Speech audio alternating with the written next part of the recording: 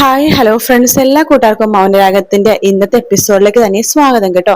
Channel ആദ്യമായിട്ടാണ് കാണുന്നെങ്കിൽ ഒന്ന് സബ്സ്ക്രൈബ് ചെയ്ത് ലൈക്ക് ചെയ്ത് സപ്പോർട്ട് ചെയ്യണേ. അങ്ങനെ നമ്മുടെ കാർത്തികയും ലക്ഷ്മിയും കൂടി ദിലീപിനോട് സംസാരിച്ചുകൊണ്ടിരിക്കുകയാണ്.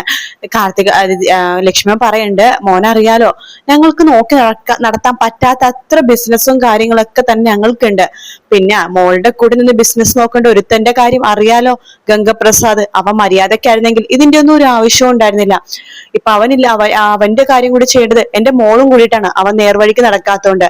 അപ്പൊ ഇനി ബിസിനസ്സിലും കാര്യങ്ങളിലും മോനും കൂടി ഇടപെടുകയാണെങ്കിൽ എന്റെ മോൾക്കും അങ്ങനെയൊക്കെ ഭയങ്കര ആശ്വാസമായി. ഞങ്ങൾക്ക് അത് സന്തോഷമുള്ള കാര്യമാണ്.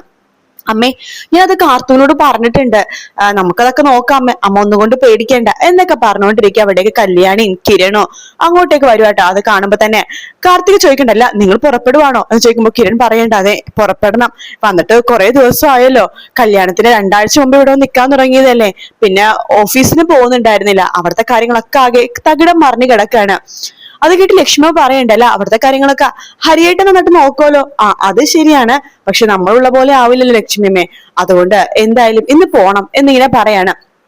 അതിനുശേഷം ദേ തൊട്ടു പിന്നാലെ വരുന്ന രതീഷും കാദംബരിയും കൂടി. നിങ്ങളും പോകുവാണോ? അതെ പോണം, ഇന്നും രതീഷേട്ടന് ജോലിക്ക് കയറാന്ന് വെച്ചിട്ടായിരിക്കണത്. അപ്പൊ എല്ലാവരും ഒരുമിച്ച് പോവാണല്ലേ? അതെ കാർത്തികേച്ചി എന്ന് പറയാണ്. അല്ല, അച്ഛൻ എവിടെ ലക്ഷ്മിയമ്മ എന്ന് കല്യാണി ചോദിക്കുമ്പോഴേക്കും മോളുടെ അച്ഛൻ ഉറങ്ങുവാണ്. കല്യാണത്തിന് ഓടി നടപ്പോ ക്ഷീണമൊക്കെ ഉണ്ടായിരുന്നല്ലോ, പിന്നെ ഹോസ്പിറ്റലിൽ നിന്ന് വന്നല്ലേ ഉള്ളൂ, അത് നന്നായി, ഉറങ്ങട്ടെ, ഏതായാലും അച്ഛനെ വിളിക്കണ്ട, എഴുന്നേക്കുമ്പോ ഞങ്ങൾ പോയെന്ന് പറഞ്ഞാൽ മതി. ശരി എന്ന് പറഞ്ഞിട്ട് അവരവിടെ നിന്ന് ഇറങ്ങുവാട്ടോ. ഇറങ്ങുന്ന സമയത്ത് കല്യാണി ചോദിക്കുന്നുണ്ട്, അല്ല ഇനി ഞങ്ങളുടെ വീട്ടിൽ എപ്പോഴാ വിരുന്നിന് വരുന്നത് എന്ന് ചോദിക്കുമ്പോഴേക്കും, വരാൻ കല്യാണി, അവിടെ വരാൻ പ്രത്യേകം പറയൊന്നും വേണ്ടല്ലോ, ഇന്നിപ്പോ അമ്മുമ്മയുടെ ആ ഒരു സ്ഥലത്തേക്കാ പോകേണ്ടത്, അവിടെ ഞങ്ങൾക്ക് വേണ്ടി സദ്യ ഉണ്ടാക്കിയെന്നാ പറഞ്ഞത്. എന്നിട്ട് അമ്മുമ്മ അത് എന്നോട് പറഞ്ഞല്ലോ എന്ന് കല്യാണി ചോദിക്കുമ്പോ, എന്തായാലും അമ്മുമ്മനെ ഞാൻ വെച്ചിട്ടുണ്ട്, ഞങ്ങളെയും കൂടി വിളിക്കായിരുന്നു. അത് നിങ്ങക്ക് എപ്പോ വേണേലും പോവാലോ കല്യാണി, അമ്മൂമ്മ ചെറിയൊരു സദ്യ ആയിരിക്കും ഉദ്ദേശിച്ചത്, ഞങ്ങൾക്ക് മാത്രം, ചിലപ്പോ അതുകൊണ്ടായിരിക്കും, അമ്മമ്മക്ക് അങ്ങനെയല്ലേ കല്യാണി പറ്റുള്ളൂ, അതുകൊണ്ടാ ഞാൻ ചുമ്മാ പറഞ്ഞതാ കാർത്തികേച്ചി എന്ന് കല്യാണി പറയുന്നുണ്ട്. ആ സമയത്ത് രതീഷ് കിരണിനോട്, സാറേ ഒരു സെക്കൻഡ് എന്ന് പറഞ്ഞിട്ട് മാറ്റി നിർത്തിയിട്ട് പറയുന്നുണ്ട്, സാറേ എന്ത് പ്രശ്നം ഉണ്ടെങ്കിലും വിളിച്ചോട്ടോ, വേലും അങ്ങനെ തന്നെയാ പറഞ്ഞത്, എടാ ഇങ്ങനെ മാറി നിന്ന് സംസാരിക്കല്ലേ, കല്യാണിക്കും കാദംബരിക്കും ഒക്കെ സംശയം വരും. കഴിഞ്ഞ ദിവസം ഇന്നലെയാണെന്നുണ്ടെങ്കിലേ ഞാനാണെങ്കിൽ ഷർട്ടിൽ ചോരക്കറുണ്ടായിരുന്നു, നമ്മൾ ആരും അത് ശ്രദ്ധിച്ചില്ല. കല്യാണി അലക്കുന്ന സമയത്ത് എന്നോട് ചോദിച്ചു, അത് എവിടെ നിന്നാണ് ഈ ചോരക്കറ വന്നതെന്ന്. ഞാൻ പിന്നെ ഓഡിറ്റോറിയത്തിൽ നിന്ന് പെയിന്റ് ആണെന്നും അതാണെന്നും ഇതാണെന്നൊക്കെ പറഞ്ഞു. അപ്പൊ രതീഷ് പറയണ്ടേ, സാറേ കാദംബരിക്കും സംശയമുണ്ട്, ഞാൻ ഇത്ര നേരം എവിടേക്കാ മാറി നിന്നൊക്കെ കുറെ പ്രാവശ്യം എന്നോട് ചോദിച്ചു, ഞാനും ഒന്നും വിട്ടു പറഞ്ഞില്ല. നമ്മളിപ്പോ തൽക്കാലം ഈ കാര്യങ്ങൾ മറക്കാം എന്ന് പറഞ്ഞിട്ട് അവിടെ അങ്ങോട്ട് അവര് തിരിച്ചിങ്ങോട്ട് വരുമ്പോഴേക്കും കല്യാണി ചോദിക്കണ്ടേ, എന്താണ് രണ്ടുപേരും കൂടി മാറി നിന്ന് സംസാരിച്ചത് എന്ന് ചോദിക്കുമ്പോ കിരൺ പറയണ്ട, അതെ രതീഷിന് ഒരു പ്രൊമോഷൻ വേണമെന്നാ പറഞ്ഞത്. കാദംബരി പറയണ്ട, രതീഷ് ചേട്ടൻ എന്താ ഇപ്പൊ തന്നെ ഉള്ള സാലറിയും ജോലിയും തന്നെ പോരെ എന്ന് ചോദിക്കുമ്പോഴേക്കും കല്യാണി പറയണ്ട, കാദംബരിച്ചി അങ്ങനെ വഴക്കൊന്നും പറയണ്ട, രതീഷ് ചേട്ടൻ പ്രൊമോഷൻ ചോദിക്കുമെന്ന് എനിക്കറിയാം, ഇത് വേറെ എന്തോ കാര്യമാണ് എന്നിട്ട് ചോദിച്ചപ്പോ മാറ്റി പറയുന്നതാണ് അല്ലേ കിരണേട്ടാ. രതീഷ് പറയണ്ട, അല്ല കല്യാണി, ഞാൻ പ്രൊമോഷൻ അല്ല, നമ്മുടെ പുതിയ കമ്പനിയിലൊക്കെ ഒരുപാട് സൈറ്റും കാര്യങ്ങളൊക്കെ ഒരുപാട് വർക്കും കാര്യങ്ങളൊക്കെ വരുന്നുണ്ടല്ലോ, ബിൽഡിംഗ് ഒക്കെ പണിയുന്നുണ്ടല്ലോ, അപ്പൊ അവിടുത്തെ വർക്ക്, കറണ്ടിന്റെ വർക്കും KCBയുടെ വർക്കൊക്കെ ഞാൻ ചെയ്തോളാം എന്നാണ് പറഞ്ഞത് എന്ന് പറയുമ്പോഴേക്കും കാദംബരി പറഞ്ഞു, രതീഷ് ചേട്ടാ ഇപ്പൊ തന്നെ രതീഷ് ചേട്ടന് ഉള്ള വർക്കും ഇല്ലേ, പിന്നെ ഇനിയിപ്പോ ആ വർക്ക് കൂടി ഏറ്റെടുക്കണ എന്തിനാണ്. കിരൺ പറയുന്നുണ്ട്, അതൊക്കെ നമുക്ക് അതിനെ കുറിച്ച് ആലോചിക്കാൻ രതീഷ് എന്ന് പറയാണ്. എങ്കിൽ ശരി, ഞങ്ങളിന്ന് ഇറങ്ങുവാണെന്ന് കിരണും കല്യാണിയും അവിടെ ഞങ്ങളുടെ ഇറങ്ങുവാണ്. അവരിറങ്ങി കഴിയുമ്പോ കിരൺ ചോദിക്കട്ടെ, രതീഷ് നിങ്ങൾ ഞങ്ങളുടെ വരുന്നുണ്ടോ? ഇല്ല, ഞങ്ങൾ വണ്ടിക്കാ വരുന്നത്. ശരി എന്നാ ദിലീപ്, എല്ലാത്തിനും നന്ദിയുണ്ട്, തിരിച്ചു എനിക്കും എന്ന് ദിലീപ് പറയാണ്. അങ്ങനെ എല്ലാത്തും യാത്ര പറഞ്ഞ് കിരണും കല്യാണിയും അവിടെ നിന്ന് പോവാട്ടോ. തൊട്ടു പിന്നാലെ രതീഷ് വേണ്ട, എന്നാ ശരിയെന്നാ ഞങ്ങളും ഇറങ്ങുവാണേ. ആയിക്കോട്ടെ, പിന്നെ ഞങ്ങളുടെ ഒരു ചെറിയ വീടാണ്, അവിടേക്കും വിരുന്നിന് വരണം കേട്ടോ. കാർത്തിക പണ്ട് ചെറിയ വീട്, വലിയ വീടൊന്നുമില്ല, സന്തോഷവും സമാധാനമുള്ള വീടല്ല, നല്ല വീട് തന്നെയാണ് എന്ന് പറയാണ്. എന്നാ ശരി, ഞങ്ങളും പോവാണ് എന്ന് പറഞ്ഞിട്ട് രതീഷും കാദംബരിയും ബൈക്ക് എടുത്തിട്ട് അവരും അവിടെ നിന്ന് അങ്ങോട്ട് പോകുക കേട്ടോ. അതിനുശേഷം കിരണും കല്യാണിയും തിരിച്ച് വീട്ടിലേക്ക് വരുന്നുണ്ട്. വീട്ടിലേക്ക് വരുമ്പോഴേക്കും കിരൺ ശാന്തമച്ചിക്ക് വാതിൽ തുറക്കാണ്. അപ്പോ കല്യാണി ചോദിക്കുന്നുണ്ട്, എല്ലാം ചപ്പും ചവറും ആയിരുന്നു അല്ലേ, ശാന്തമച്ചിക്ക് ബുദ്ധിമുട്ടായോ എല്ലാം ക്ലീൻ ആക്കാനായിട്ട്? എന്ത് ബുദ്ധിമുട്ട് മോളെ, എല്ലാം നല്ല ക്ലീൻ ആക്കിയിട്ടുണ്ട് എന്ന് പറയാണ്. പെട്ടെന്ന് ശാന്തമച്ചി പറയുന്നുണ്ട്, അല്ല മോളെ, ആ പിന്നാമ്പുറത്തെ തെങ്ങ് എപ്പോഴാ വെച്ചതെന്ന് ചോദിക്കുകയാണ്. തെങ്ങോ? ഞാൻ തെങ്ങൊന്നും വെച്ചില്ലല്ലോ എന്ന് കല്യാണി പറയുമ്പോ പെട്ടെന്ന് കിരൺ ഒരു തെങ്ങും തൈ അല്ലേ? അതെ സാറേ, നല്ലൊരു തെങ്ങും തൈ. അത് എപ്പോ വെച്ചതാണ് എന്ന് ശാന്തമ്മ ചോദിക്കുമ്പോ കിരൺ പറയണ്ട്, അത് വേറൊന്നല്ല, അത് നമ്മുടെ വേലു വെച്ചതാണ്. വേലുവോ എന്ന് ചോദിക്കുമ്പോ അതെ, വേലു വെച്ചതാണ്. നല്ല ഫലപുഷ്ടിയാവണ തെങ്ങാണ്, 3-4 വർഷം കൂടുമ്പോ കായ്ക്കും. പിന്നെ നല്ല നല്ല തെങ്ങാണ്, ഇച്ചിരി പൊക്കേ വെക്കുള്ളൂ, പക്ഷെ ഒരുപാട് തേങ്ങയാവും. നമുക്ക് കൈ എത്തിയിട്ട് തേങ്ങ പറിക്കാം എന്നൊക്കെ പറഞ്ഞു വെച്ചതാണ്. കല്യാണി പറയണ്ട, ആണോ എന്ന് കല്യാണി ചോദിക്കാണ്. അതേ കല്യാണി, അവൻ വെച്ചാലേ പെട്ടെന്നല്ല നല്ല രീതിയിൽ വളരുമെന്നാ പറയണത്. നീ അകത്തേക്ക് കയറുന്തായാലും എന്ന് പറയുന്നുണ്ട് കിരണ്. അങ്ങനെ കല്യാണി അകത്ത് കയറുമ്പോഴേക്ക് കിരൺ പറയുന്നുണ്ട്, നിനക്കിപ്പോ സമാധാനായില്ലേ കല്യാണി? നിന്റെ അമ്മയും സന്തോഷിക്കുന്നുണ്ടാകും അല്ലേ? അമ്മ സന്തോഷിക്കുന്നുണ്ടാവും കുറച്ച്, ബാക്കി കുറച്ചുകൂടി സന്തോഷിക്കണമെങ്കിൽ ആ ഗംഗപ്രസാദ് മരിക്കണം കിരണേട്ടാ എന്ന് പറയാണ്. ശേഷം കല്യാണിയും അകത്തേക്ക് പോവാട്ടോ. അങ്ങനെ അവര് അകത്തേക്ക് പോകുന്നുണ്ട്. പിന്നീട് കാണിക്കുന്ന സരയൂനെയാണ്. സരയു ആണെങ്കിൽ ജയിലിൽ രാഹുലിനെ കാണാൻ വേണ്ടി പോയിരിക്കുകയാണ്. രാഹുൽ പറയുന്നുണ്ട്, മോളെ നീ കുറച്ച് ദിവസമായല്ലോ ഇങ്ങോട്ടേക്ക് വന്നിട്ട്, കുറെ ദിവസമായി നിന്നെ കണ്ടിട്ട്.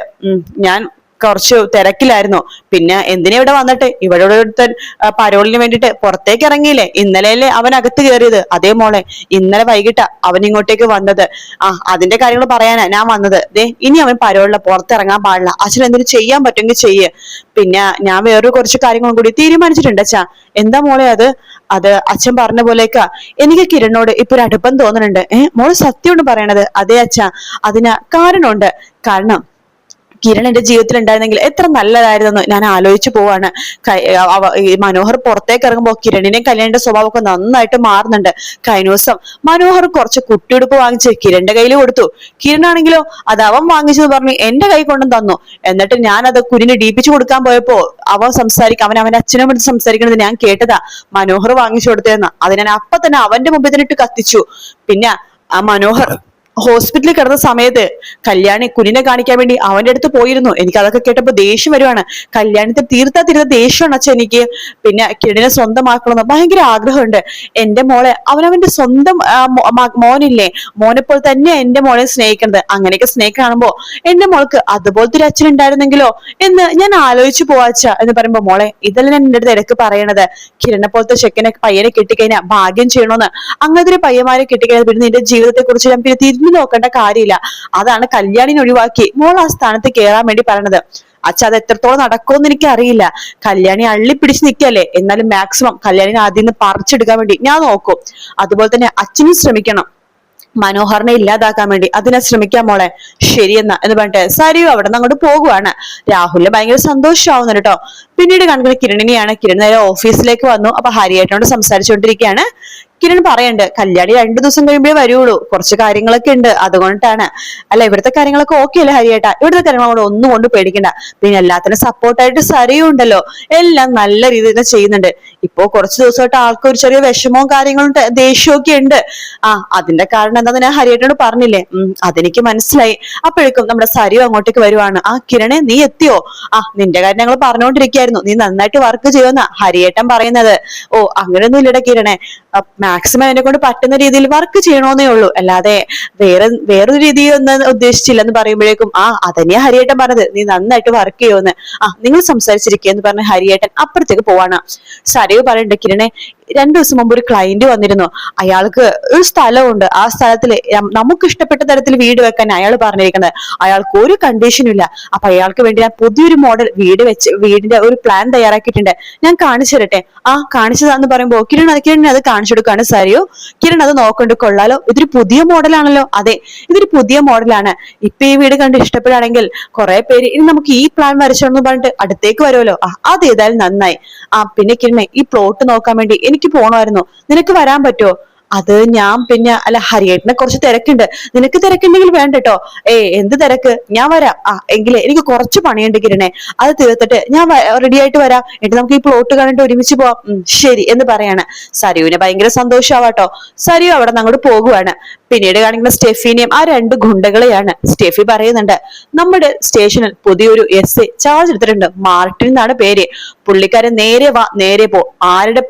ആര് കൈക്കൂലി കൊടുത്താലും ആര് എന്തൊക്കെ പറഞ്ഞാലും അതിനെതിരെ പെരുമാറുന്ന ഒരാളാണ്. സത്യത്തിനും നീതിക്കും വേണ്ടി മാത്രം നിലകൊള്ളുന്ന ഒരാള്. എന്റെ സ്റ്റെഫി, അങ്ങനത്തെ ആളെ നമ്മൾ പേടിക്കല്ലേ വേണ്ടത് എന്ന് ആ ഗുണ്ടകൾ പറയുമ്പോ, എന്തിനെ പേടിക്കണം? ഗംഗപ്രസാദ് കൊലയാളിയാണെങ്കിലും ഇവിടുത്തെ ഒരു പൗരൻ തന്നെയാണ്. അങ്ങനത്തെ ഒരുത്തിനെ കാണാനില്ലെന്ന് പറഞ്ഞ് പരാതി കൊടുത്താൽ അയാൾ സത്യസന്ധമായിട്ട് അന്വേഷിക്കും, എനിക്ക് ഉറപ്പുണ്ടായ അന്വേഷിക്കുമെന്ന്. അപ്പോ ആ കിരണിന്റെ അച്ഛനൊക്കെ ഭയങ്കര സ്വാധീനമുള്ളവരാണ് എന്ന് ആ ഗുണ്ടകൾ പറയുമ്പോ സ്റ്റെഫി പറയുന്നുണ്ട്, എത്ര സ്വാധീനം ഉണ്ടെന്ന് പറഞ്ഞാലും അയാളുടെ അടുത്ത് അതൊന്നും നടക്കില്ല. നാട്ടിൽ അങ്ങനത്തെ ഒരു പ്രത്യേക തരം പോലീസ് ഉദ്യോഗസ്ഥനാ. നമ്മൾ എന്ത് കേസ് എന്ത് സംഭവം കൊടുത്താലും അത് സത്യസന്ധമായിട്ട് അന്വേഷിക്കുള്ളൂ. എത്ര രാഷ്ട്രീയക്കാരാണോ, എത്ര വലിയ തലപ്പത്തുള്ളവരാണോ, അവരുടെ മുഖം നോക്കാതെ ആക്ഷൻ എടുത്തിരിക്കും. അതുകൊണ്ട് തന്നെയാണ് ഞാൻ പരാതി കൊടുക്കാൻ SA മാർട്ടിന്റെ അടുത്ത് തന്നെ പോണത് എന്ന് പറയാണ്. അതെന്തായാലും നന്നായി എന്ന് ആ ഗുണ്ടകൾ പറയാണ്. എന്തായാലും ഗംഗപ്രസാദ് ഒരു കൊടും കൊലയാളിയാണെന്നുണ്ടെങ്കിലും അവൻ ഇല്ലാതാക്കിയത് ആ കിരൺ ആണെങ്കിൽ ആദ്യ പ്രതി അവൻ തന്നെയായിരിക്കും. കിരൺ കടുത്ത ശിക്ഷ തന്നെയാണ് കിട്ടാൻ പോണത്. അവന്റെ അച്ഛൻ വിചാരിച്ചാലോ, അവന്റെ അമ്മ വിചാരിച്ചാലോ, അവൻ വിചാരിച്ചാൽ പോലും ഈ കേസിൽ നിന്ന് അവൻ രക്ഷപ്പെടാൻ പോകുന്നില്ല എന്ന് പറയുമ്പോഴേക്കും ആ ഗുണ്ടകൾ ഒരാൾ പറയുന്നുണ്ട്, അതെ, പിന്നെ ഗംഗപ്രസാദ് കാട്ടിലുള്ള സമയത്തെ അവിടുത്തെ അമലു എന്ന് പറഞ്ഞ ഒരു പെണ്ണെടുത്ത് വേണ്ടാതിനെ കാണിച്ചിട്ടാ, ഒരു ചതി കാണിച്ചിട്ടാ അവൻ നാട്ടിലേക്ക് വന്നത്. എന്തൊരു പറഞ്ഞിടാ എന്ന് പറഞ്ഞിട്ട് സ്റ്റെഫി വേഗം തന്നെ ആ ഗുണ്ടയുടെ കഴുത്തിനെ കയറി പിടിക്കുമ്പോ മറ്റേ ഗുണ്ട പറയണ്ടേ, സ്റ്റെഫി അവൻ ഉപദ്രവിക്കണ്ട, അവൻ പറഞ്ഞത് സത്യമാണ്. ഈ കാര്യമേ ഞങ്ങളുടെ അടുത്ത് പറഞ്ഞ ഗംഗപ്രസാദ് തന്നെയാണ് അമലു എന്ന് പറഞ്ഞ പെണ്ണായിട്ട് സ്നേഹത്തിലായെന്നും അവളുടെ വയറ്റിലൊരു കുഞ്ഞ് സമ്മാനിച്ചിട്ടാണ് അവൻ ഇങ്ങോട്ടേക്ക് വന്നതെന്നാ അവൻ പറഞ്ഞത് എന്നാ ഗുണ്ട പറയുമ്പോഴേക്കും സ്റ്റെഫിയുടെ മുഖമൊക്കെ ആകെ മാറുവാട്ടോ. സ്റ്റെഫി ഗംഗപ്രസാദിന്റെ ഭാഗത്തുനിന്ന് ഈ ഒരു ചതി പ്രതീക്ഷിച്ചില്ല.